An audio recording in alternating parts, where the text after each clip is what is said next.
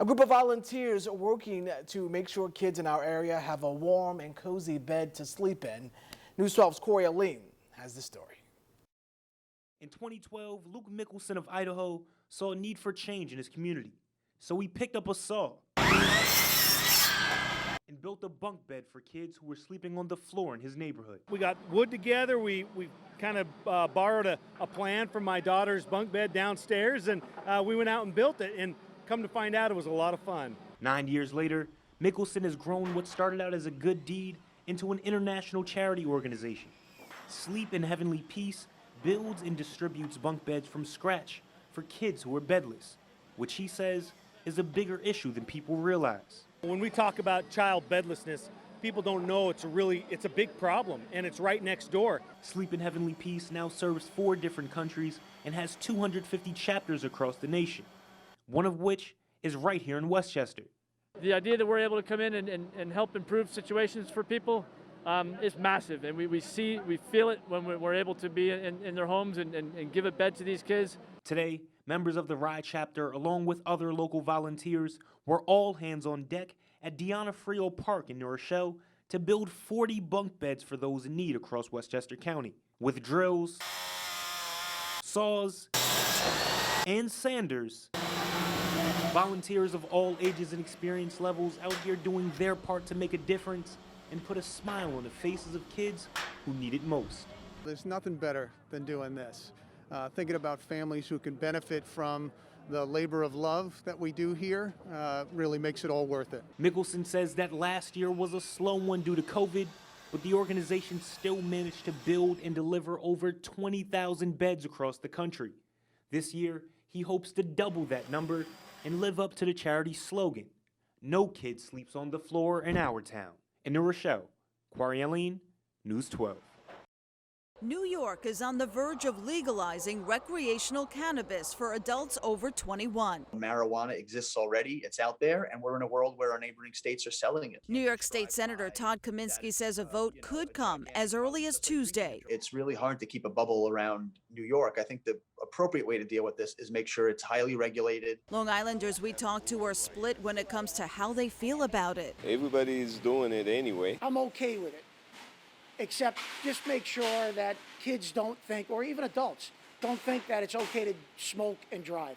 To me, that's my biggest concern. But when it's for recreational purpose, I will disagree on that. If passed, the legislation could take effect immediately, but it would take 18 months to 2 years for sales to start and for New York to set up rules and a proposed cannabis board. I would say that we're a little bit concerned. Drug treatment expert Dr. Jeffrey Reynolds says he worries about how to keep children safe, the effects of impaired driving, and how it's going to affect the quality of life with dispensaries selling adult-use marijuana in communities across Long Island. Where will these stores be located?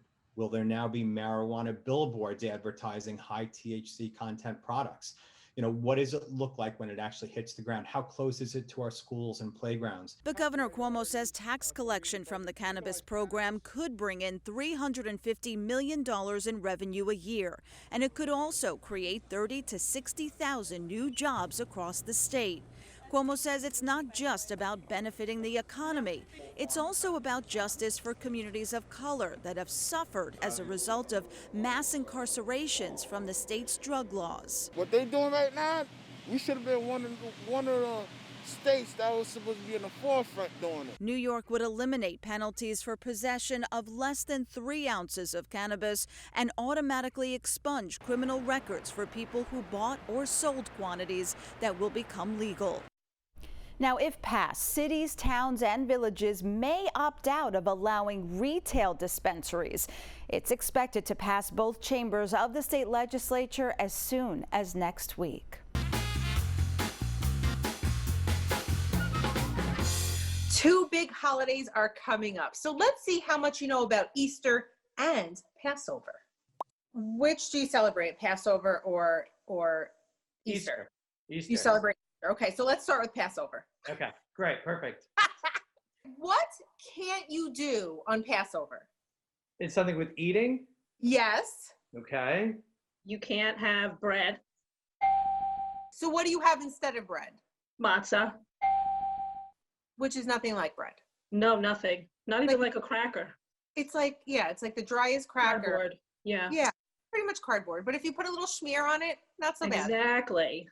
You got to dress it up. The Sunday before Easter is called, you know it, think about it, something Sunday. The Sunday before Easter? Is it Lent? Guys, it's been a minute, you know, like I haven't. Yeah, that's fine. I'm not judging you. Palm Sunday. Palm Sunday? Woo, woo. You're doing much better than some of the people who actually celebrate Easter. Want to test your trivia skills on our next Zoom call? Well, just follow News 12 on Facebook and let us know. It may just be you that I put on the spot.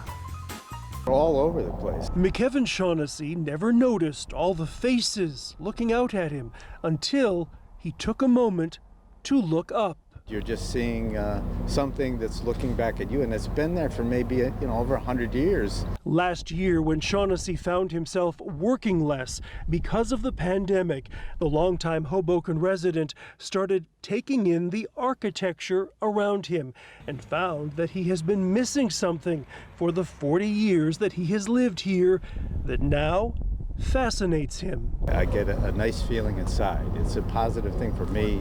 Shaughnessy took out his camera and started photographing the sculpted heads of people and animals on Hoboken's historic buildings.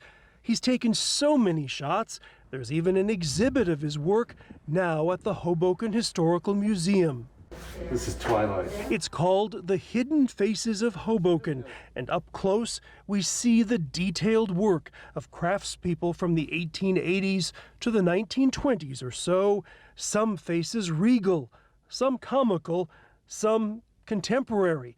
Zoomed in close, it's not only the pigeons that get a bird's eye view anymore. So far, Shaughnessy has counted 560 heads on businesses and homes in Hoboken, a number that is sure to change any minute because you never know when another one will pop out at you.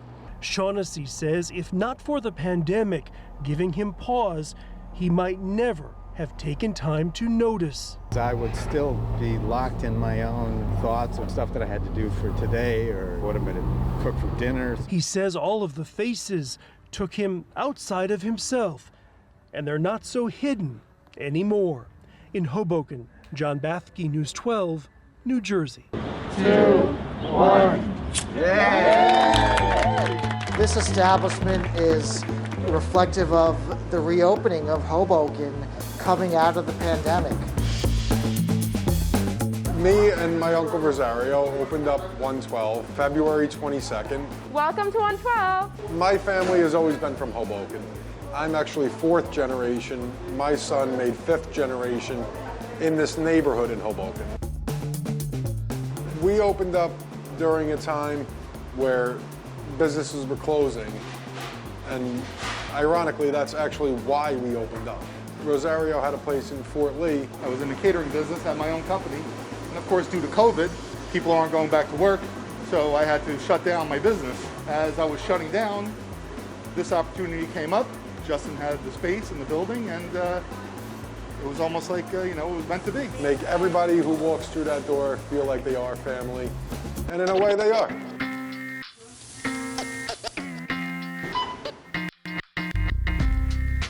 We don't label ourselves as one type of cuisine because we do it all. We're handmade, everything is made in-house. Market sandwiches, home-baked focaccia. Our cold case, I think, speaks for itself. So all your antipasti, and then we have hot plates. Our specialty is our rice bowls. So we prepare the risotto the day before. Fresh mozzarella cheese made in-house. A few different flavors. Right now we're up to 4 flavors. You could add any filling to this as you like. Since the time that we have opened, the neighborhood has been fantastic. I have an 18-month-old daughter, and she loves to play outside. We've been cooped up in our Hoboken apartment for many months at this point, and we love Sicilian food. It's a win-win. So in Hoboken, there's not, a tremendous amount of outdoor space. It makes you feel like you're somewhere else. It represents, from the family, the generosity that they have for the city of Hoboken. And I hope that you can feel that generosity through the food that they'll be providing Hoboken residents on a daily basis. Family, family, family, family. So it's one of the most important, ingredients in this place. Also sometimes called the Festival of Colors or the Festival of Love, and there are normally huge celebrations across the city, but this year's Holi looks a little bit different. Hindus say that Holi marks the end of winter and the arrival of spring and signifies the triumph of good over evil. Holi has been celebrated by Hindus around the world for centuries to honor the love of two ancient deities. The festival is also sometimes called Phagwa, which includes Bollywood performances and activities. A favorite part of the holiday for many Hindus is playing Phagwa. Participants cover each other with different colored powder and water, something Sunday's celebration didn't hold back, despite the rain. Members of Vishnu Mandir, a Hindu temple in the Bronx, say they are keeping the festival alive while still being safe by wearing masks and social distancing. The colors, the powder, the water which we rub on each other signifies that we're letting go of all things bad and we're welcoming spring, we're welcoming good energy. And everyone is just so happy that they're able to congregate, they're able to see each other, but more importantly, they're able to keep their culture alive. Now, Holi dates all the way back to 4th century India, and community members say that they are hoping next year they'll get back to their usual celebrations. In the Soundview section of the Bronx, Noelle Lilly, News 12. Brooklyn history is full of amazing women. Combing through records, Diana Bauer-Smith, an archivist with the Center for Brooklyn History, was able to find details on the Brooklyn roller derby team. It was popular during the 1940s and 50s. And it was an interesting sport at the time because it treated men and women equally. So the women's teams were super aggressive, super rough out on the roller rink. One of the top players, Midgie Tuffy Burjoon, grabbed headlines nationally. Some of the press coverage is about her as a wife and mother, and then some of it is about how she would attack her fellow players out on the rink. Another trailblazer was Tsuneko Tokiyasu, who Bauer-Smith says is believed to be the first woman lawyer of Asian descent in the state. She attended Brooklyn Law School, one of only a few women students. Her daughters say she was shocked to even get that far. She said I was competing with the GI Bill and all the GIs coming back, and they were all men, and I was a Japanese woman. Tokiyasu already faced many obstacles before coming to New York City. She grew up in California, and her family had to move after the bombing of Pearl Harbor, settling in Colorado. Her father actually encouraged her to become an attorney, and her children believe her experiences led her to the career. Always thought that if you were white, male, and able, you had it made. When they were in California, they weren't allowed to own property unless they were American born. And so when my mother was born, my grandfather and grandmother were able to buy property, but it had to be in my mother's name. The Center for Brooklyn History happy to continue sharing the legacy of these Brooklyn ladies. And I think it's long since time that we shine a light on these women. Katie Vasquez, News 12. Bridgeport is struggling to get people vaccinated, but now this van is bringing the vaccine straight to the people. News 12 Connecticut's John Craven says it's on loan from the federal government. This is FEMA's first mobile vaccination unit in the entire country. And starting today, people here in Bridgeport can use it. The first stop, Beardsley Zoo. I'm so excited to take it today. And Darlene Jean was at the front of the line. So I'm excited to take the vaccine because I'm a caregiver. Only 17% of Bridgeport residents have been vaccinated. The first one in the country, you know that? That's why Governor Lamont asked for this van, to make sure the state's inner cities aren't left behind. Not going to let that happen here in Bridgeport. We're not going to let that happen in Connecticut. And that's not going to happen in the United States of America. This mobile unit can vaccinate 400 people a day. After Bridgeport, the van heads to underserved zip codes across the state, including Stamford and Norwalk. We can't expect people to come to our locations. We have to bring the vaccine to where people are. But when the governor was asked, are they checking if these people actually live in Bridgeport? A surprising answer. I don't know, do I care that much? Also, some people took the day off work.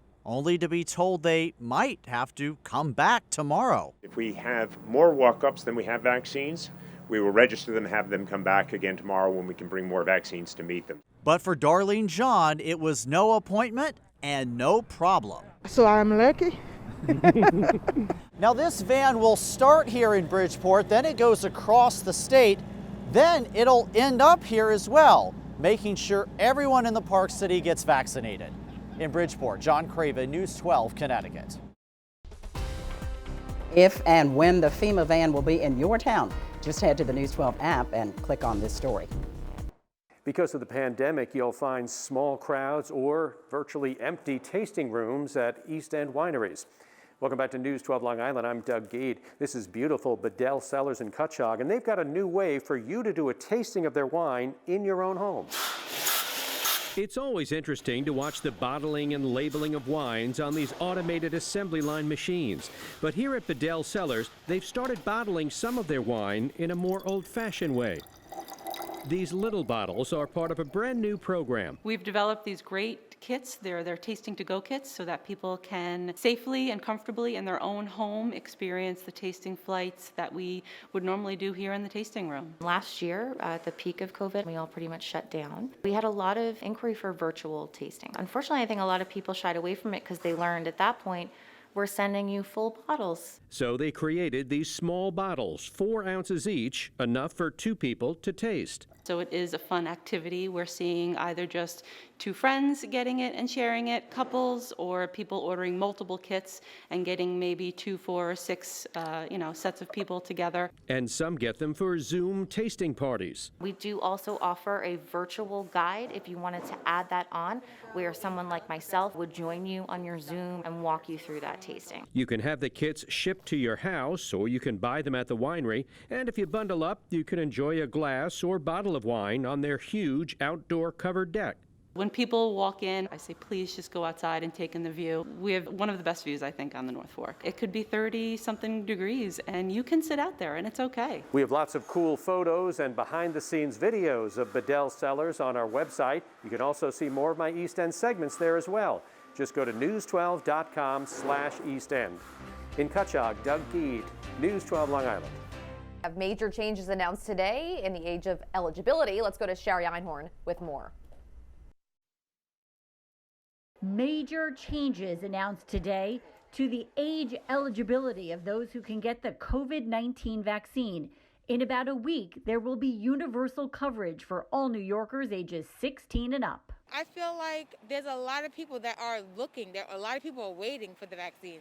A lot of people are trying to find facilities to get the vaccine. Beginning tomorrow, anyone 30 and older can get the shots. And on April 6th, people 16 and older can get the vaccine. Yeah, I'll sign up. Even though Angela Sawyer admits she's a little iffy. I want to get the vaccine. I think it's a good thing that I can get it. I'm 38, but kind of scared to get it. Clearly, the most important thing in stopping the epidemic is shots in arms. Dr. Bruce Farber is chief of infectious diseases for Northwell Health.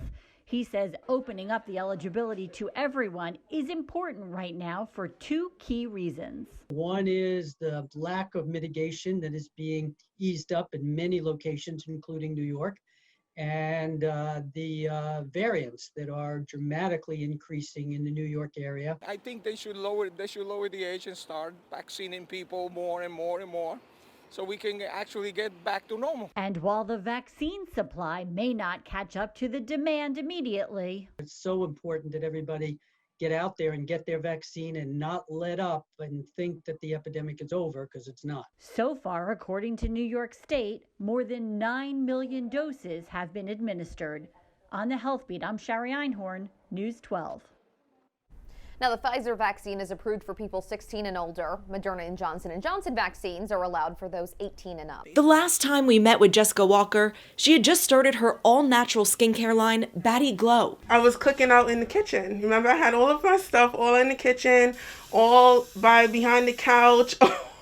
It was crazy. She says since then, sales have skyrocketed. She's expanded the business and started up 6 more. Tea company, spiritual jewelry to protect your energy, saging, and book clubs for women to help motivate them, doing webinars for startup businesses. Like, it's been wild. They're all about self-love. And I decided, listen, my people need me, the world needs me, and I want to help not only promote self-love, self-worth, but self-care and soul care. And it's been magical. It's been easy because it's what I love. She's competing in a Shark Tank pitch contest later this month and hoping to get onto the show. I'm excited, I'm nervous, but I'm ready because either way, it's still a big plus. And I'm just excited to just be Jessica, be authentic. But she says what's most important is that she shows others that they too can follow their dreams. I came from nothing. I came from the hood, and I'm here. And I'm blessed, and I feel so happy to know that I'm going to be an inspiration for so many other people. Her advice for others? Know your worth. And really just motivate yourself to just keep on going, and that's all that matters. Once you know that, nothing else can stop you. No no's, no closed doors, no seats at the table. Create your own table. In Bushwick, Emily Lorsch, News 12. 30 seconds. Cooking vegan food is a passion for Donna Davis, also known as Chef Rootsy, making the plant-based version of foods we all love to enjoy. I tend to recreate a lot of traditional meals into the vegan version. I have vegan oxtails. I do a vegan shrimp gumbo. Listen, there's nothing that I can't do. The Brooklyn native is also a community educator, launching programs to teach the community about implementing healthy vegan options into their meals. Particularly in the Black and brown community, we're suffering from these type of diseases. So being healthy and seeing my people healthy, and people in general, you know, it's really, really important to me. Rootsy says she became a vegan more than 20 years ago, making the lifestyle change on her weight loss journey. She eventually began sharing her passion with the world, selling vegan food from her home before starting her own business, Veggie Grub, with the help of NYCHA's resident economic empowerment and sustainability program. What they were offering is what I needed to take my business to the next level to become a real business person. From there, Rootsy graduated and won an opportunity to work out of a complimentary commercial kitchen. That kitchen closed due to the pandemic, but she's been able to continue cooking with the help of the owners of East Coast Street Tacos in East New York, who has given her space to work. What she's done in the community is great. We're all about, like, East Coast Street Tacos is about the streets. No matter what neighborhood we're in, we're looking to reach out to the community. How we can help her, help the community, helps us together. Over the years, Rootsy has won awards for her cooking and has even been recognized by the Brooklyn Borough President for her work as a vegan activist in her community. She now sells some of her food items at local store Lily's Vegan Pantry and is hoping to one day open her own chain of vegan restaurants as she continues working to make a difference in the health of her community. In East New York, Johnny Caldwell, News 12. Hi everybody, it's Leslie Lampert from Love Central, and I'm here to talk to you about the fact that we're open. Most of you know Ladle of Love is a consciously sourced, honest, healthful food takeout shop. We make all the food here at the Commissary Kitchen in Mount Kisco at the Boys and Girls Club. We are the exclusive culinary team at the Boys and Girls Club, and we make 1,500 hot meals a week for the kids here and have done that for many, many years. We also make all the food in one place here so that we have quality control for all the food that goes out, both to the Bronxville shop, Fresh Direct, and a number of other places. So this is our little shop in Bronxville. It's right on 18 Palmer Ave. You can come in here. It's 2 people at a time. This is the whole shebang here, so it's very easy. We do all of our salads a la minute and all the soups and stews that you've come to know and love. You order online, ladleoflove.com. Any and all inquiries, Leslie at oflovegroup.com. And thank you for letting us nourish you, and we're here for you. And okay, love ya, bye.